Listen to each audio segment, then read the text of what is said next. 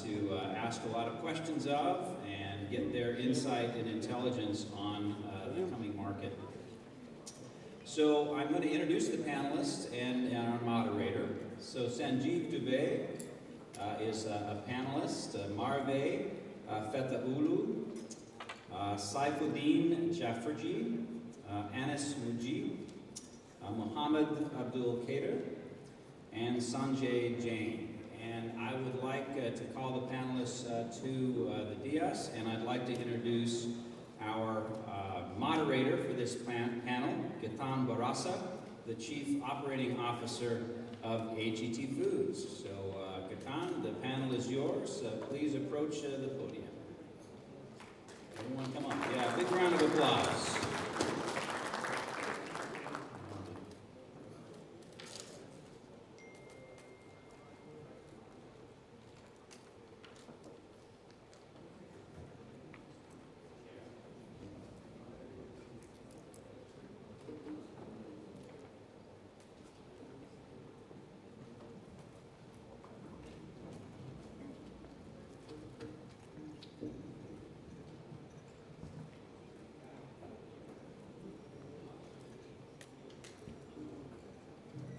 Tashekular Tim McGreevy, and merhaba everyone. I appreciate the GPC for asking me to moderate the Merjimek panel here today in beautiful Sheshmi. And thank you everyone for joining us today to have a quick look at the global red lentil markets. Tamam. I doubt my Turkish colleagues are very impressed. Evet. There you go. I've now exhausted my Turkish language skills. I'll give another quick introduction of our esteemed panel. To my left, Mr. Sanjeev Dubey, the Director of AgriTrend Australia. Anis Majid, the Chairman of Bombi's Group in Pakistan. We have Mr. Saif, the owner of Mufidal for Food Industries in Egypt. Mr. A.C. Mahmood, the Managing Director of Pulses and Splitting in Sri Lanka. We have the market maker, Sanjay Jain, CEO of Prakash Overseas in India. And lastly, the hometown favorite, Merve Fetiolu, International Trade Manager at Göze Tarım in Turkey. Okay, we'll get started here. First, we have to take a look at the forward-looking statements because we are a public company. So you all let me know when you're done reading.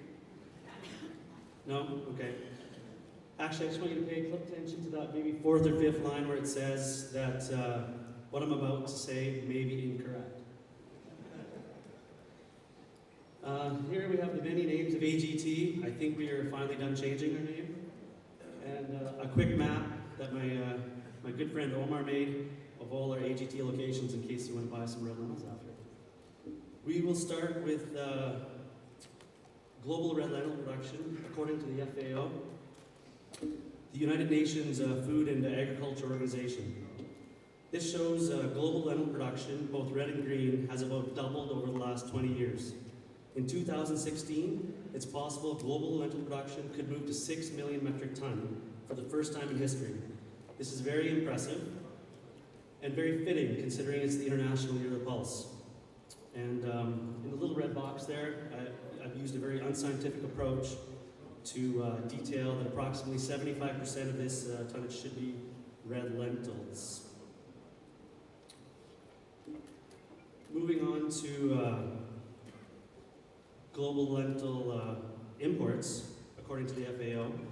Over the last 25 years, imports have increased more than 5 times to 2.5 million metric tons as of 2013. And the FAO didn't have 2014 or 15 up yet, but I did take a shot at 2016 and at 3.5 million metric ton. And in the little red box, I've deducted about 1 million metric ton of expected green lentil exports from Canada and the USA, which leaves us with about 2 million metric ton of red lentils that we expect could be imported this coming season. So this brings us to a look at Canada and Australia exports to the world over the last 4 years by crop year. So that's, I've aligned it to the Canadian crop year, August to July. And I've also taken a stab at 2016 projections in the last column. Everybody's looking at my India number there, I'm sure. And what I've done here is kept the other markets pretty much on a flat scale. In 2013, the rest of the world took about 900,000 tons of red lentils. And as we move forward, there's been gradually 200,000 to 300,000 ton increases in exports, imports over this period. And as you can see, India is already up 50% at 700,000 metric ton imported to the end of March. And I'm guessing that there probably will be somewhere between another 50 to 100,000 metric ton that we'll be adding to this when we add in April, May, June, July. So again, to the rest of the world, 1 to 1.1. So with all these considered, the big question will be, could India be a buyer of 1 to 1.2 million metric ton over the next crop year? One thing to also consider is that year-over-year increases in exports have occurred while leaving Canada and Australia with virtually no carryouts the past 3 years.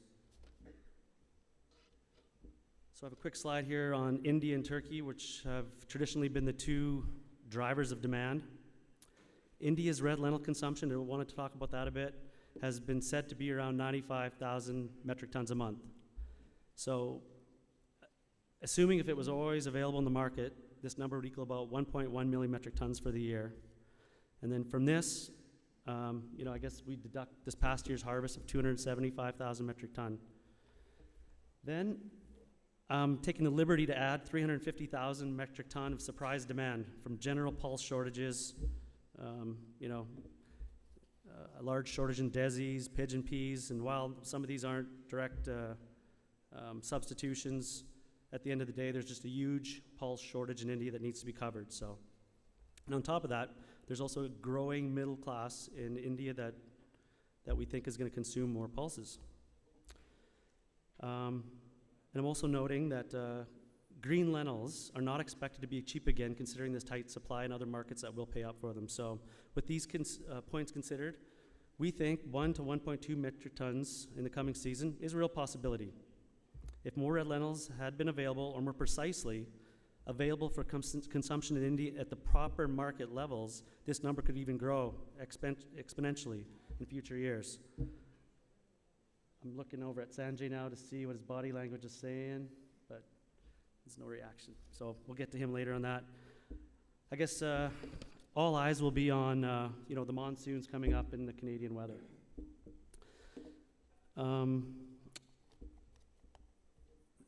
Did I overskip one here? Nope. So yet another graph. I'm sorry. I've detailed Canada, Australia, and added USA to the exporting chart in metric ton. USA is likely to be about 90,000 acres this coming season.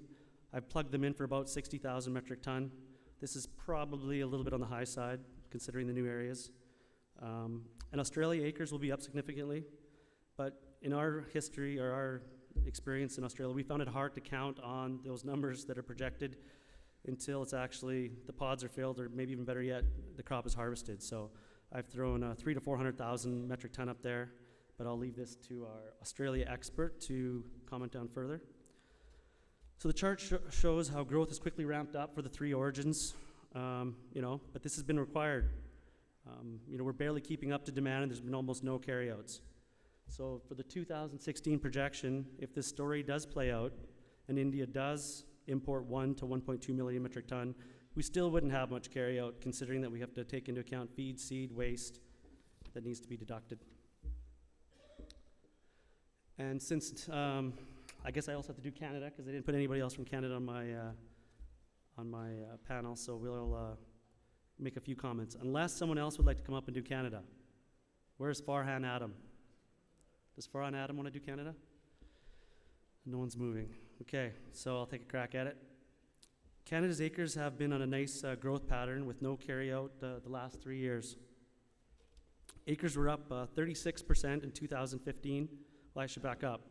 Interesting to note, in 2013, acres were up 50%. 2014, acres were up 50%. 2015, acres were up 36%, while tonnage was up about 1/3. And yet we recorded the highest prices in history. passing canola for the most revenue earned for any Canadian crop. In 2016, we are expecting another 30-ish% increase in acres and metric ton, putting Canada at close to 4 million acres for the first time in history. A few comments on the acreage growth that do concern us, of course, are the many non-traditional areas that are jumping into red lentils. Some of these areas do not have ideal conditions for yield and disease factors that could affect quality and yield.